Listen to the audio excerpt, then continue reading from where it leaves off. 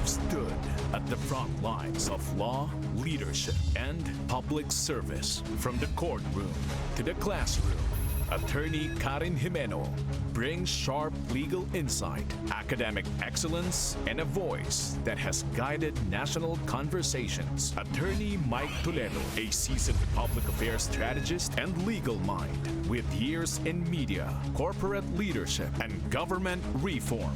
Together, they bring law to life with experience, integrity, and the courage to ask hard questions. Two minds shaped by the law. Two voices trusted in and out of the courtroom. This is Abogado. Good evening. Welcome to Abogado, your forum for informed discussion on the legal challenges shaping our democracy. I'm Attorney Mike Toledo. And I'm Attorney Karen Jimeno. Tonight, we turn our attention to a matter that directly affects every Filipino community. It involves our most basic political unit, the barangay, and the youth who help shape its future. To understand what's at stake, let's take a closer look. SK elections, often delayed, always debated.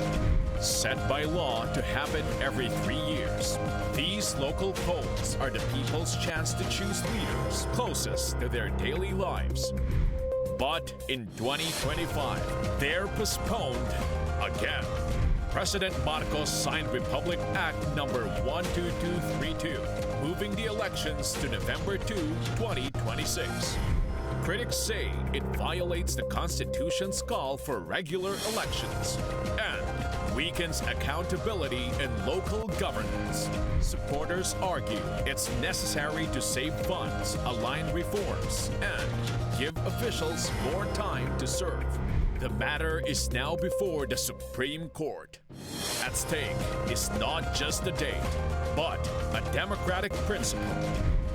Is postponing barangay and SK elections consistent with the Constitution? Joining us tonight is Attorney Michelle Frances Morales Paredes, Director 4 of the Commission on Elections and the Project Director for the 2025 Barangay and SK elections. She earned her law degree from the Philippine Law School and her AB in Communication Arts major in broadcasting. So perhaps maybe she can join the Billionaire News Channel from the Philippine Women's University.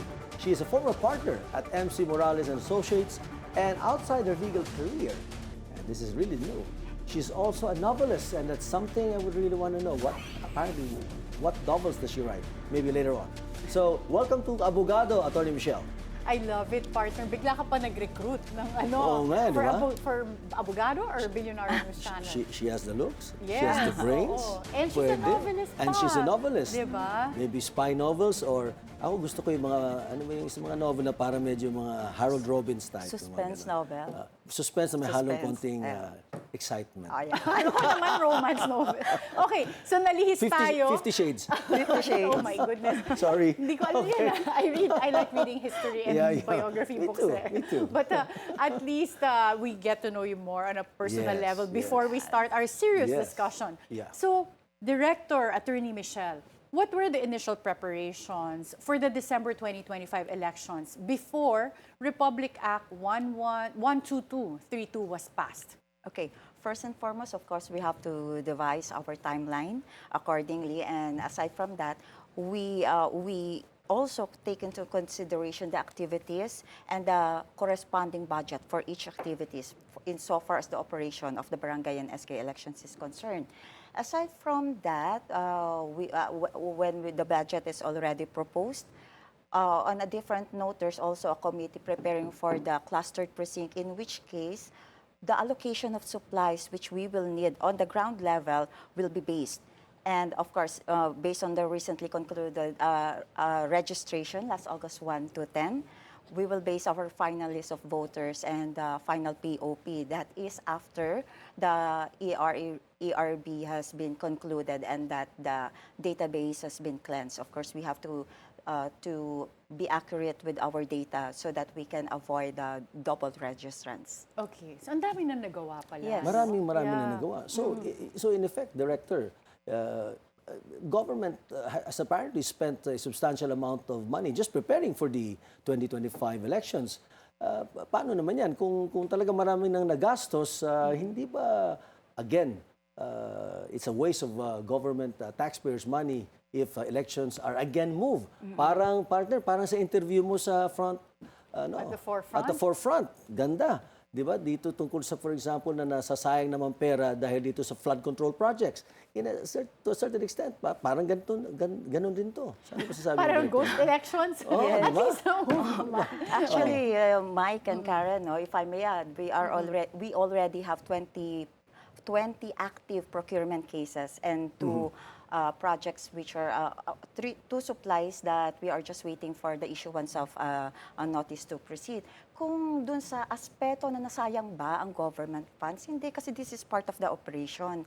Remember that the law which has been signed, the law resetting the term, the election for November 2026 speaks only of the day of the election. But it doesn't mean that we have to stop our preparation. Although recently we just had a meeting with the working committees, we identified several operations which must be stopped. Kasi dapat mag-commence na lang siya sa 2026. And there are also procurable items na dapat siguro, although nakaschedule siya, kasi may timeline na kami dun eh, nakaset na siya para sakto doon sa dispatch schedule natin for November 10. Lahat nakaready na yung mga supplies. So yun yung hinahabol natin eh. So meron doon na, teka, kung ganun pala na mag-November 2, 2026, merong mga procurement na okay lang i-proceed. Merong mga procurement naman na yung like the inks and indelible inks, and we do also have the pens and ball pens. Next year na yun. Kasi according to our allocation group, dapat pinoprocure yan 3 months prior to election. Pero pinagandaan natin considering that there is confusion among us, not only to the voting public, but even on us in the Commission on Elections. Mapopostpone ba or will the Supreme Court issue a temporary restraining order on that matter? So what we did is that pina-unbank namin na baka pwede sa mga allocation, sa mga forms natin, whether accountable or non-accountable, which includes the official ballots, tanggalin na lang natin yung date para hindi masasayang. So whether we proceed with the December 1 elections or November 2, nakaready yung mga forms natin. Okay, so that's good to hear. Nag-consult ba si President Bongbong Marcos with the COMELEC before he signed the executive order? Yes, he did. Yes, And he did. nag-agree kayo na okay lang, i-postpone na. Mag-ano kami, ang sa amin kasi is, insofar as our agency is concerned, all systems go, but we will abide.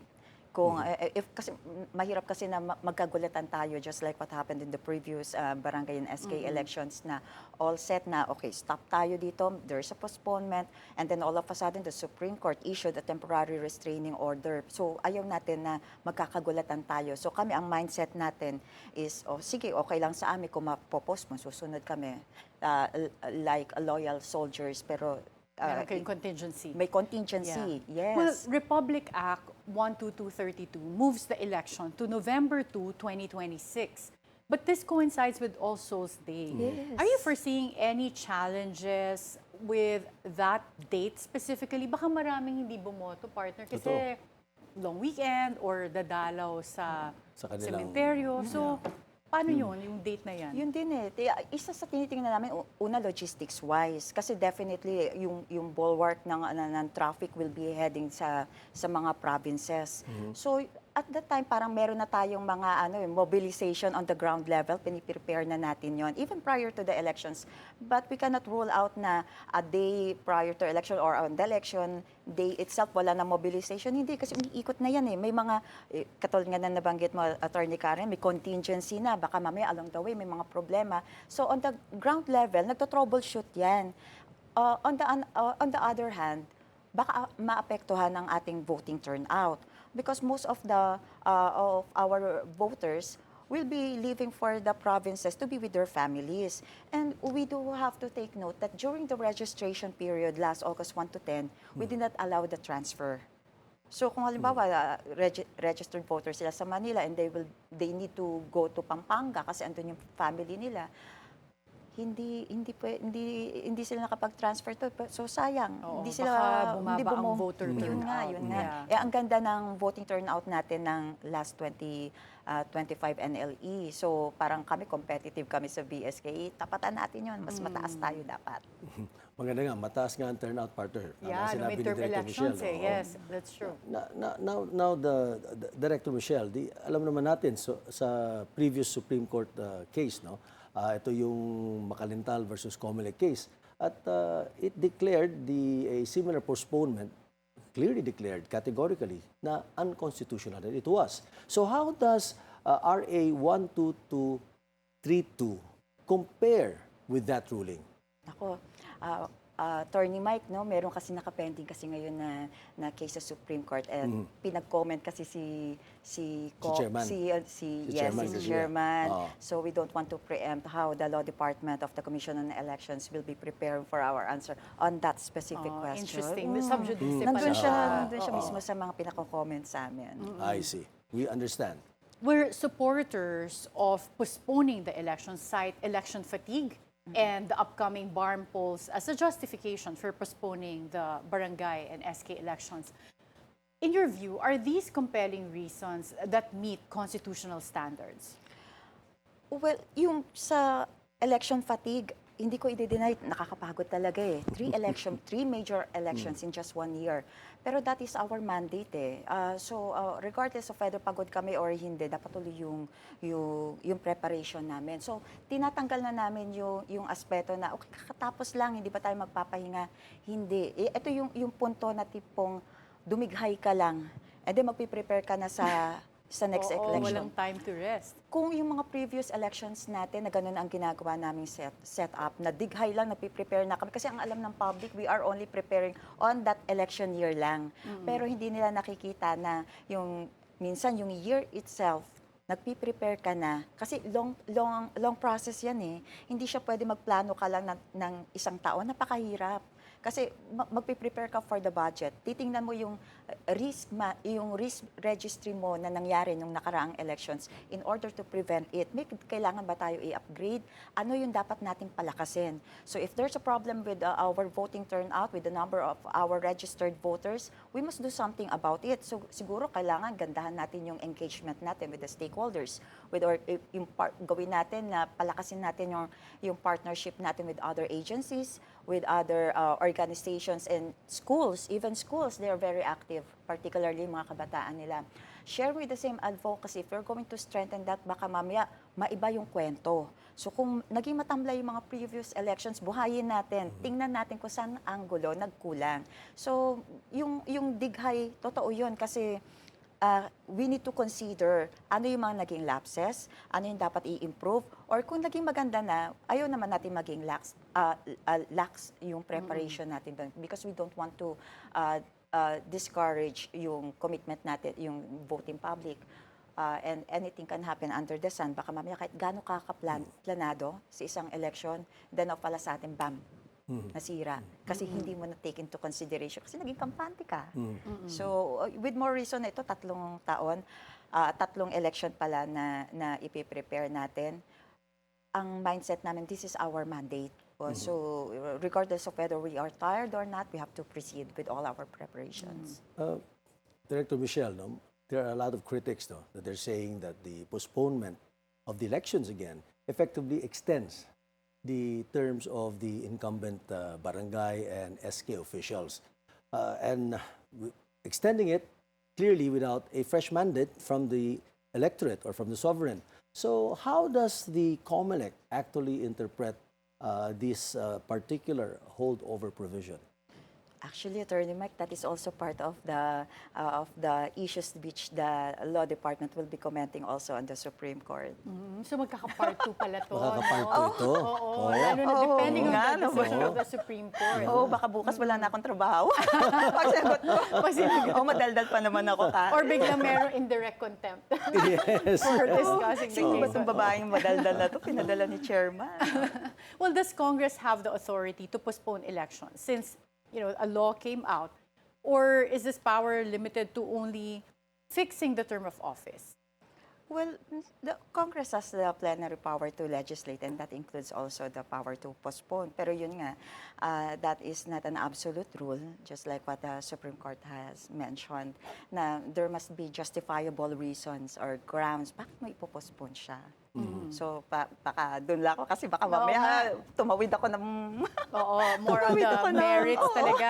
Okay. Talagang very careful. Talagang abogadong-abogado Oo si nga eh. Director I Michelle. love it. Oo. Very, very. Yeah. Kasi And meron very kaming... respectful of the Supreme Correct. Court. Kasi That's meron good. din kami mga guests na siguro sometimes they tread a thin line between violating the sub judice rule, which actually we don't mind because it will be good for the show. but levity aside, sa tingin ko, I don't know kung masasagot mo rin itong next question ko. Dahil, again, it involves the pending petition. No? Kasi sinasabi sa petition before the Supreme Court na RA 12232 nga daw violates the one subject, one title rule. Ano po ang assessment ng claim na ito? What is your assessment to that claim? Alam mo, Attorney Mike, dapat bumalik tayo sa kwentuhan natin sa libro. Tapos i-join natin sa Attorney Karen. Kasi feeling ko, baka mamaya marami na message. Baka biglang matrip ka, no? Managano ka. Oo. Pwede ba libro na lang Yeah, but pag-usapan based natin? on the title of the law, talaga bang hindi clear doon na it's all about the postponement of the barangay elections lang? Well, the claim of of some of the critics of that law, they claim na parang, parang it's impliedly you're just postponing it. But that is only according to some of the critics of the law. Parang ganun. So there are parang meron talagang two ways of interpreting how this law was drafted, the way it's written. Yes, actually, I've heard that there is also a professor who filed a petition for certiorari before the court questioning the legality of the law. Pero hindi masyado na broadcast dun sa news ko ano yung details ng petition niya eh. And tapos parang isang beses ko lang siya narinig sa news. And then we are all back with the petition of Attorney Macalintal. Well, now let's go to something that will directly affect the COMELEC. If the Supreme Court issues a TRO or status quo ante order, how ready is COMELEC to push through with the December 2025 elections? Actually, Karen, all systems go rin naman kami kasi yun ang kinakatakutan namin na all of a sudden we will be caught off guard that biglang pinatuloy sa amin yung elections. So even before, ang mindset namin is that the elections will be implemented on December 1, 2025. Although along the way yung preparation medyo nag-struggle yung team BSKE. Team BSKE because there's a different team for BPA, there's a different team for NLE. So the team BSKE is really struggling because there is uncertainty whether the election this coming December will proceed or not. So minsan may mga mahirap hilain eh.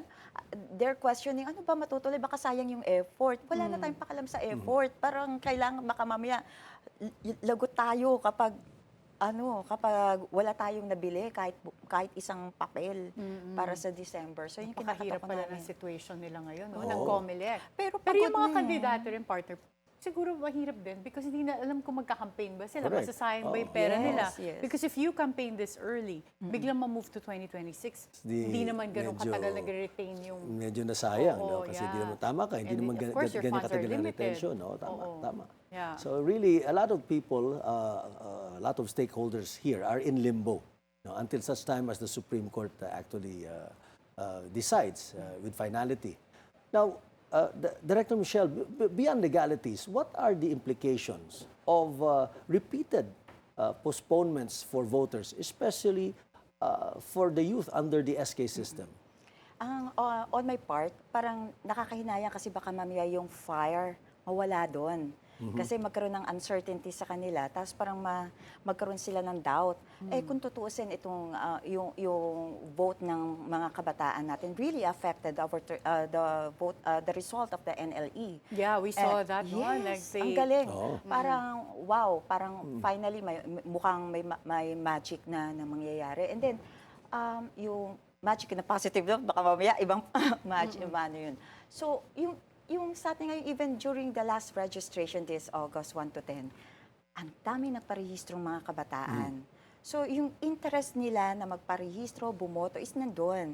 As a matter of fact, during one of our projects in BSK is the Kaisa Project. Parang ito yung mga pool of government agencies, youth organizations, and other institutions na magtutulong-tulong kami for voter education, palawigin yung panawagan sa mga kabataan, sa mga IP, sa mga disabled voters natin na magparehistro kayo, bumoto kayo. We will find ways. Kaya nga last August, pumunta kami sa BPO, pumunta kami kung saan-saan sa mga release na sa LRT. Pinuntahan namin yon kasi gusto natin na ma-encourage itong mga taon, pumoto kayo kasi baka sakasakali yung gusto ninyong pagbabago, mangyari ngayon. Who knows? And then baka biglang, ayun, baka mamaya ma-discourage sila, mawalan ng gana.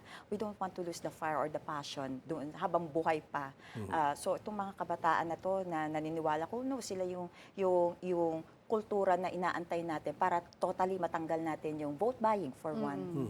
Well, since related sa topic nito yung sentiment ng mga kabataan na voters and their impact sa elections, in your legal and professional opinion, do repeated postponements strengthen governance stability or weaken democratic accountability?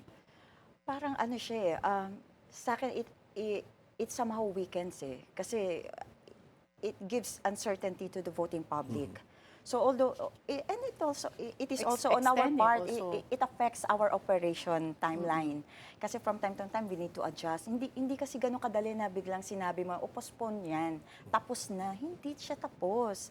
As a matter of fact, parang you have to revisit the operational timeline and check what must proceed and ano yung pwedeng i-held in abeyance mo and then buhayin mo siya sa susunod na election. And along the way, hindi mo pwedeng sabihin na wala kang ipiprepare after the postponement. Wala na. Hindi. Kasi continuous yun. Parang ina-identify mo, dun sa timeline mo, hinahabaan mo lang yung period. But let's proceed. So kami rin affected. So tingin ko on my part, parang wag naman several times Or even what you mentioned, partner, since na-extend yung term ng mga barangay and SK officials, yung accountability ba nababawasan din? Kasi kahit na gusto na silang palitan ng voters, ready to vote na for a new one, wala, hindi naman mapalitan, walang elections. Yes, No? precisely. And to follow up to what my partner just said, no, let us assume, ito, puro assumptions na to, pero kung pwede mo sagutin, of course, if it's possible for you to answer it. But if the December 2025 election doesn't happen, and then assuming that the November 2026, for some reason, election also gets postponed, is it possible that the polls will be delayed over and over and over again? Pwede ba mangyari yun? Tingin ko hindi naman yung over, kasi nakikita natin yung sentiment ng public Ayaw na nila. I'm sure na yung law na pinas natin, there's a valid reason, there's a reason by our lawmakers why they have to make a definite term for our barangay and SK elections, no. Pero yung siguro yung postponement ng from time to time na for several times, I'm positive na hindi man siguro mangyayari yun. I'm more on the positive side. Kung mapopostpone yan, siguro isa lang, siguro kasi may nangyari. May circumstances which requires the postponement. Pero siguro naman yung continuous, baka... hindi naman. Hindi naman. Na to the point na abot tayo ng 3 postponements, 4, 5. Hindi man Swerte siguro. naman ng mga nakaupo kung gano'n. Lalo-lalo But na... is there any law or rule that says how many times barangay and SK elections can be postponed? Wala ba yung maximum? Actually, in our election setting here in the Philippines, there's no hard and fast rule on how many times an election can be postponed. Wala naman siya. Pero yun nga na parang it must be exercised with due diligence. Baka kasi you are already affecting or already breaching the right of suffrage of the voting public. So, on that sense, baka mamaya maging unconstitutional nga. Yeah, yun ang tama. That's a very good point na rinaise mo, partner. No? Because at the end of the day, as you mentioned, wala nga siguro ang hard and fast rule. There may not be really a particular regulation or law. But in essence, by doing so often or all the time, you're actually violating already the Constitution and the people's right of suffrage and the sovereign's right to choose their leaders. Correct. Diba? Yun ang naman ang punto dyan Sovereignty resides in the people and all government authority emanates from them. Pag hindi mo pinagbigyan ng ating mga botante na bumoto based on the law at medyo postpone ka na postpone, tinatanggal mo sila ng kanilang karapatan na nakalagay sa ating saligang batas. Kaya siguro, Director Michelle, siguro pwede mo rin sagutin to. Hindi naman siguro to subjudicial partner. No? Looking ahead, ano po mga reforma? What reforms could ensure that barangay and SK elections are conducted regularly without the cycle of postponements that we have been seeing these past years? I think it's very imperative that we show to the public the activities of the COMELEC on how we prepare the elections. Nakatulong kasi yun lalo na yung active na pag-call ng COMELEC sa registration, lumabas kayo dyan, yung broader partnership namin with other organizations, and even yung how transparent we are with even yung mga election mission, electoral bodies from other countries, na we do invite them. Nagkakaroon kami ng exchange of best practices na pwedeng i-adapt on a Philippine setting. Sila din, ino-observe nila kung alin yung pwedeng i-apply nila sa ibang bansa. So from time to time, na pinapakita natin sa public, ito inaaral namin. We are not stagnant with the usual policy that we had way back in Kopong-Kopong. We are trying to deliver to you, to the voting public, yung advanced voting and registration experience. Pero siguro hindi pa lang nila alam, may backbone kami dito na nag-aaral din kung ano ba yung mas maganda, pwede ba natin i-digital to. That's also precisely the reason bakit masyado kaming passionate in terms of the kabataan. Kasi we are getting ideas from the youth kung ano ba yung gusto ninyo na ma-experience in terms of registration, in terms of voting experience. So itong mga bagay nito, yung engagement natin with the public plays a vital role para makita nila yung improvement, yung readiness, regardless of whether there are rumors of postponement or resetting of elections. Insofar as the voting public is concerned, they can see the Commission on Elections preparing as if all systems go for that particular election. And not only that, we involve them. Yeah. We are And the voting is not digital, right? This is still manual? Well, Or for overseas ano na ba voting, siya? we did a pilot test of internet voting for several for a couple for a good number of posts. Yeah. And titingnan natin yung feedback natin. Who knows, balang araw maging internet voting tayo dito. So ito yung mga bagay na ini-improve natin, yung voting experience.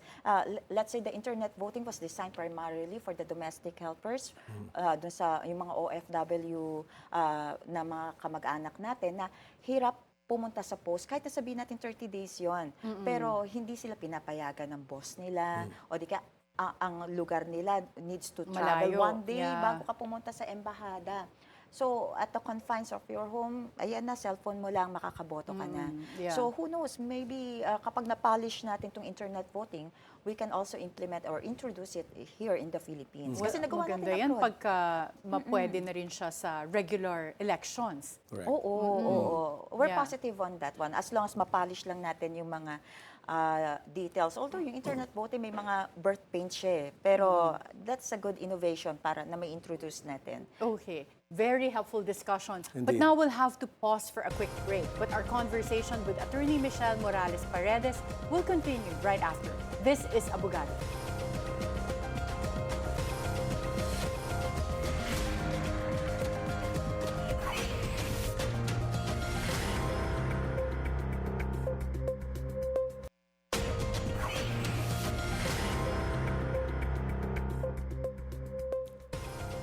Welcome back.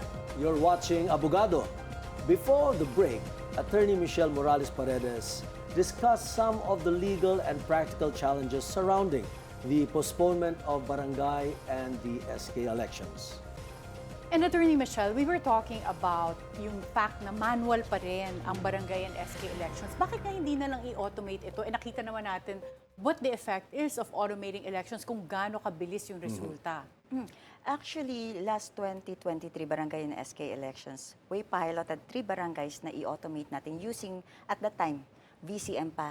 So, mabilis siya in a sense, pero dahil luma na yung makina, nagamit na siya for 3 consecutive elections, ang dami na niyang sakit. And when we speak of 3 consecutive elections, 9 years. So yung lifespan niya, lumagpas na. Ito ba yung Smartmatic machines pa? Yes. Vote Okay. counting machines Vote pa, counting VCM. machines. So, Okay. pero since ano naman to, since pilot lang naman, itetest natin kung okay yung sa may barangay. Tinry natin. Although mabilis, mas ano siya, practical pagdating sa mga election officers natin, sa ground level. Pero makikita nga natin yung sakit. Pero siguro, on a different note, baka kung maganda ang makina mo, mas mabilis na. Katulad nito yung Miro, nakaraan. yeah. Yes. O, kasi bago siya, bagong-bago. So, hindi pa gasgas yung makina niya. Mas maganda siguro kung yung nanggagamitin mo. But on another note, mahirap siya kung i-implement na natin. Kahit sa NCR pa lang, ilagay na, sabihin na natin ng NCR. Kasi bawat barangay, may kanya-kanyang ballot face yun. So can you just imagine ilan ang barangay sa NCR lang mismo? Libo na kaagad yun. I think you already have 1,700 barangays in NCR alone. So you have 1,700 ballot faces just for NCR. So kapag in-implement mo yun sa buong Pilipinas, wow, madugo Magastos siya. yun, oo. Oo, kawawa ang Yeah. ITD natin. Yeah. Unless, siguro, pag-aaralan muna paano mapapaikli, paano mas mapapabilis, paano ang EMS natin, paano gagamitin na parang mas madali ang pag-prepare ng ballot face.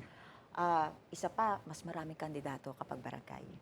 So that's also an issue with respect to printing the ballots, Yes, no? ang haba. Oo. Tsaka pagka meron bang mga nagfa-file din ng mga disqualification cases? Dami. It's also common sa barangay Lalo sa elections? barangay. Lalo Oo. pa. Okay. Kasi di ba, partner, alala mo, for Yeah. the 2025 elections, yun yung isang issue, merong mga sinira na lang na Correct. ballots because nagkaroon ng case na tinanggal na sila sa ballot, biglang nagkaroon ng Supreme Court decision Yes. Before na with an injunction. So Yes. biglang Yes. babaguhin na naman yung ballot. Actually, mas marami ang cases na nafa-file pag barangay. I didn't know that. Compared Okay. kapag NLE. Kasi dati sa Commissioner's Office ako, pag nagre-resolve ng case, makikita mo kapag barangay, binibigyan na kami ng deadline or kota-kota para ma-resolve namin That's yun. really a director, partner. That's really a Mas marami. revelation. Una-una, maraming tumatakbo. For the positions sa barangay level. No? Talagang Pero contentious din pala. Very I contentious. thought na parang Oo. mas hindi Mas simple, no? ganado mag-litigate pag Correct. barangay elections. Pero marami Pero palang kaso. I guess kasi yun yung basic foundation. Magkakapit-bahay, magkakakilala, o yung kaya away, siguro iba. yung away, medyo personalan na siguro, no? What about issues like vote buying? Laganap din ba to sa mga Oo. barangay and SK elections? Yes. Oh, mas nag-e-evolve. Nag-iiba. So, if you don't mind, Mike and Karen, I'll share you one Yes, of the please. discussions I had with one of our partner organizations sa COMELEC. Kasi there's frustration on their part na despite the diligent act of the Commission on Elections to combat combat vote buying, lahat na pinartner na namin yung mga agencies, lahat ng mga organizations na tutulong sa amin to combat the vote buying, hindi mo siya mapatay. Nag-evolve lang siya into a different breed, into a different species, pero doon pa rin siya. Ang masabi ko talaga sa kanya, hindi siya mawawala. Which is, what are these? Mapatay ako. Oo, yeah. What are these? Like, anong mga issues to? Digital in a different form. O sige, baka bigyan kita ng ibang hindi naman monetize yung... So parang Oo. iba-ibang anyo ng vote Nag-iiba buying. yung anyo niya. Okay. Tapos nag-iiba yung style. So ang sabi ko sa kanya, hindi yan mawawala. Kahit gaano kagaling ang gawin mong committee to combat that one. Kasi kultura na siya. It is deeply rooted in the culture of the Philippines. The only way to combat that is patayin mo yung kultura niyan. Mag-alaga ka ng bagong sibol ng kultura. Sinasabi naman nila, di sige lang, may vote buying. Tanggapin mo, pero iboto mo yung konsensya mo. Ano naman masasabi mo doon? Luma na rin nasabi yun, pero hindi pa rin nawawala din yun, di ba? Yung takot pa rin nila eh. There's a form of harassment. That's why I'm betting on the youth. Kasi sila yung tinatawag na bagong kultura. Ito yung mga existing na kultura. Kasi ayun na sa kanila eh. Na kahit nasabihin mo na iboto mo yung konsensya mo, tanggapin mo yung pera kung hindi mo maiwasan yan, hindi mawawala yun. Pero dito tayo sa mga bagong kultura. So we have to teach them while young. So, ibigay natin sa kanila na ito dapat yung vision natin. Huwag tayo gumayan sa ganyan. Pero nakikita naman natin yung produkto. So, I'm very positive na later on, sabi ko nga doon kay Maya of Bayi na huwag ka mag-alala. Hindi ngayon, pero darating yon. That's the time, kaya dapat alagaan natin tong new breed of voters natin, yung mga kabataan. We have to invest on our youth. that they don't adopt that culture that you're Yes. talking about. Oo. When it comes to election violence, nangyayari ba to sa mga probinsya, sa mga ibang areas where we also observe election violence during national elections? Yes. Ay, ganun din sa During- barangay? Mas Mas maggrabe rin. Okay, Kasi yung grabe, away ah. nila doon, iba yung Oo. away kapag magkakapit-bahay, Hindi pag personal, no? magkakakilala. Ah. Personalan nyo, tapos ng election, nagdedemandahan pa. Lalo na libel, cyber libel, just fixation. Nagiging personalan eh.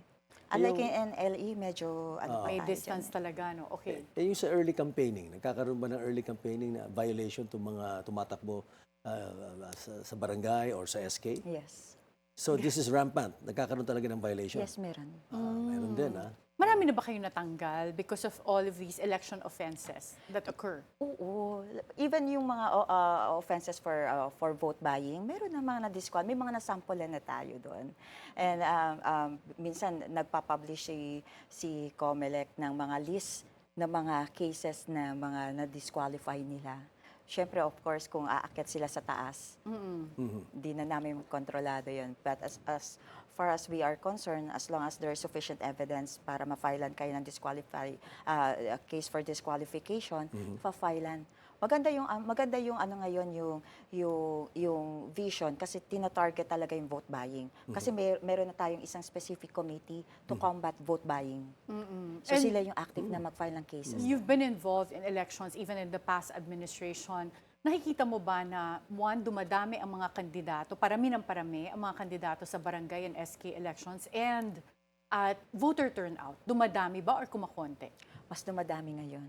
Both Mas ways, dumadami. candidates and voters. Yes, so, pero all sorts of candidates. Minsan, iba pampagulo lang talaga.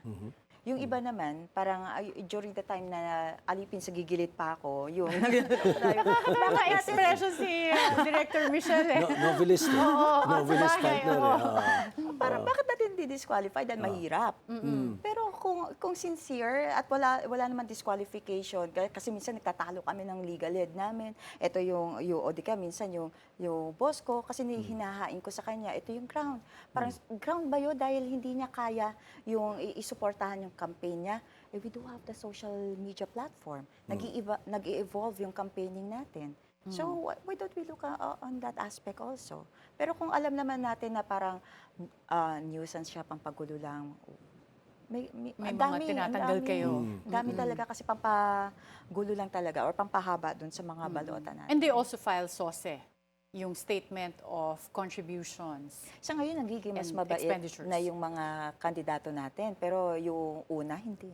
Hindi Ang nagpa-file. daming, oo, ang Pero daming- hindi nyo nahuhuli or na-penalize nyo ba sila for not filing? Because that's a requirement, right? Yes, kasi before yung first job ko sa Commission on Elections, sa Campaign Finance Office ako, which is PFAD na. So kami yung nagpo-prosecute ng yung mga hindi nagpa-file ng Statement. SOSE, ng overspending. Yes. Nakalaban ko pa si Atty. Makalintal kasi election lawyer. So meron kami minsan nga mabigat sa kalooban mo kasi ina-assess sila even sa piso.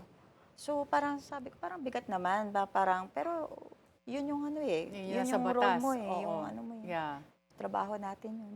Actually, partner, marami ang, correct me if I'm wrong, I'm just not talking about barangay or sa Sangguniang, no? Or sa SK elections.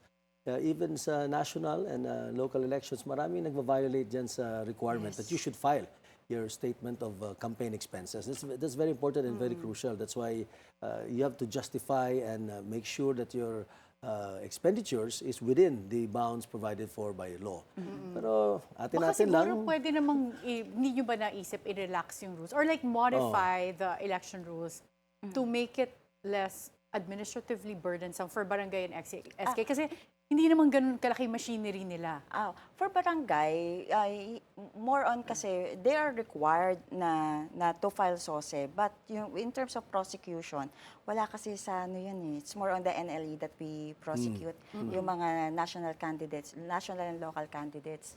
Pero we do have programs for them. Now that is part of your obligation. As a matter of fact, when you file certificate of candidacy, that is part of your undertaking, that within 30 days after elections, you're going to file your statement. But with respect to, to our initiative na to have it laxed, as a matter of fact, we even proposed na kung ano ba yung gawin natin realistic yung expenditure limit.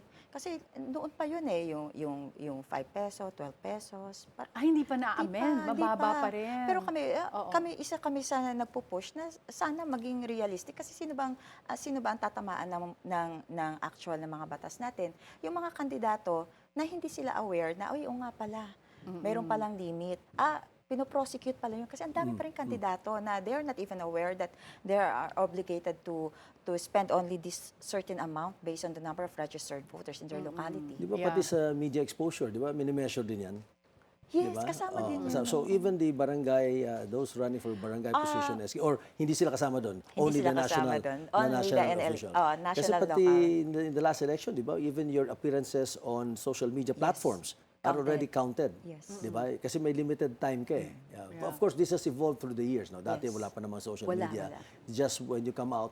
Kaya nga may mga tanong dati, I don't know, I'm sure na-resolve na by this time na, kung lumabas ka sa isang talk show, kagaya ng abogado, yan ba at ikaw ay kandidato, yan ba ay counted? Di ba? Yan ang mga nagiging issue in the past. But for the barangay kasi, I would like to see the cost also to go down for them when it comes Correct. to campaigning Yes. because Yes. we don't want them to be corrupt. And if you make it so expensive for them to run, you attract a certain kind of Yes. candidate na tatry niya na lang bawiin pagkatapos manalo, di ba? Meron kasi siyang parang it has been a debate within the Commission on Elections whether we should we should also run after the SOSE of the barangay candidates or ito lang sa national and local candidates lang. Parang tagal na yan eh. Parang doon pang panahon pata ni Director Rafanan sa Law Department yon. Pero kasi ang stand at that time is that etong si baka mamaya ba? Paniktan ng mga barangay. Pero there's always a thin line because Yes. as I was saying, dalawa ang position doon ni Comelec and Yes. this has been a debate for several years already. So wag tayong pakampante na sabi naman dito na may isang point of view na the barangay officials should not be prosecuted doon sa non-filing of SOSE. There's also another view na hindi kasama sila because that's part of their commitment as the elections. And they are also called candidates. So i-assess mo sila based sa mga expenditures nila. Correct. Oh. Well, very interesting discussion, partner. Indeed. I'm And I learned a lot tonight about Oo, ako the rin. SK Hindi ko rin. and At barangay saka not elections. just from the law perspective, but the actual Yes. situation on the Yeah, ground na matindi pala ang Oo. labanan Yeah. and even the problems we see at the election level sa national scale. Yes. We see it at the barangay, no? Well, we will be monitoring this, Director Michelle, kasi interesting, hindi pa natin alam talaga kung postpone na for good o baka bigla pang Oo nga, magbago oo nga. sa Supreme Court. So, Director Michelle, Kinakabahan din kami. we want to hear your final thoughts from a constitutional perspective. How do we balance legislative authority to set terms with the people's right to periodic elections? Okay. So, we just have to go back to the basic, the 3 branches of the government. So, yung tatlong powers ng government natin. First is there is always the legislative branch who can always legislate law to postpone it or to reset it into another election. But there's always the executive branch who has the power to veto that bill. And on the other hand, in the event na maging batas nga siya, there's always the judicial branch of the government to review if there's a violation or to review if it's unconstitutional or not in order to protect the right of suffrage of our people. And of course, we have to also, all these powers should be balanced altogether to ensure that the right of suffrage of the voting public will be protected as well. And Partner, meron ka ba bang final question? Well, hindi naman question siguro, but siguro I would just like to comment based on what Director Michelle said and based on our discussions. Nakikita na naman natin yung bang balancing act na naman. No? Kagaya ng mga nakaraan natin mga guests, makarang issues. No? It's a balancing act between constitutional rights as provided for by the Constitution, the right of suffrage under Article 5, for example, and then yung expediency and the importance also of making certain adjustments dahil nga siguro they want a more practical consideration in terms of governance, no? And then also yung, I think, meron ding yung bang regular terms para magkaroon ng timely. They're saying that pag medyo synchronized, mas madali, mas cost-effective. So parang nagkakaroon na naman ng balancing act, partner. And I guess nakikita mahirap ko. talaga isabay sa national elections, no? Like considering the level of preparation that you Yes, mentioned, that's Director true. Michelle. Pero in this case, wala ka namang masasabing political reason for postponing. Wala naman siguro. Wala. All logistical and, like Yes. you said, yung election fatigue Yes. on the part of COMELEC. Yes. Okay. Siguro, partner, since may mga konting oras pa tayo, tanungin natin si Director Michelle. Siya ay isang novelist. At least na tayo Kanina sa pa interested si Atty. Mike. Sa totoo lang bago, parang nung nakita niya yung novelist, mas gusto niya tanungin yun kesa about the barangay and SK elections. Ako din, ayoko na ng barangay and SK election. What kind of novelist are you and what kind of books do you write? Kasi I would love to read some of your works if you're ready, if you've published some of them already, di ba? Yes. Well, I do have 2 books which was published and sold in National Bookstore and Power Books. Oh. Pero that was way back in 2013. What book was this? Yes. The first one is Beyond Reasonable Doubt. So that's legal suspense. Para kang John So talagang Grisham. fiction, hindi law Yes, books, Di ba? Remember si John parang Grisham, hindi, si ano. ano, di And the ba? other one is 33 at kalahati, which is about extrajudicial killing. Okay. 33 and a half. Oo, bakit 33 and a half? Yun yung age ng bida. So bakit doon na-stop? Interesting. Andun na yun sa kwento ng libro. Okay, interesting. But At you know- ang setting mo, laging Pilipinas. So like yung Beyond Reasonable Doubt, it's Philippine law, Yes. yung court sa Pilipinas. More on about the prosecutor's side. interesting. Then the 33 at kalahati, we decided to write it in Tagalog kasi it's for the masa. Yes. You know, the extrajudicial killing cases involve really the masang Pilipino. So I felt that at that time, they will really appreciate if it's written in Ito Tagalog. bang extrajudicial killings even before Duterte's time or specifically during Duterte's time? During. I I wrote see. that during the Duterte time. And then did you base your story in real life situations or it was purely fictional? Imagination. Imagine it. Alam yung mga abogado magaling mag-imagine. Kahit na may kaso na nandyan na yung facts, gusto pa rin mag-imagine. Oo. Lalo na Diba? kung gusto mo ipanalo yung claim. Di ba? Magaling din magpalusot, abogado. Tandaan natin, partner, sinabi sa atin, if you're strong on the facts, pound on the facts. Yun. If you're strong on the law, pound on the law. If you're strong neither facts of the law, pound on the table. Di ba? I love it. Or use your imagination. Use your imagination. Maging novelist ka. Correct. Ayun, okay. Alam mo, partner, with that, nag-iisip na rin ako.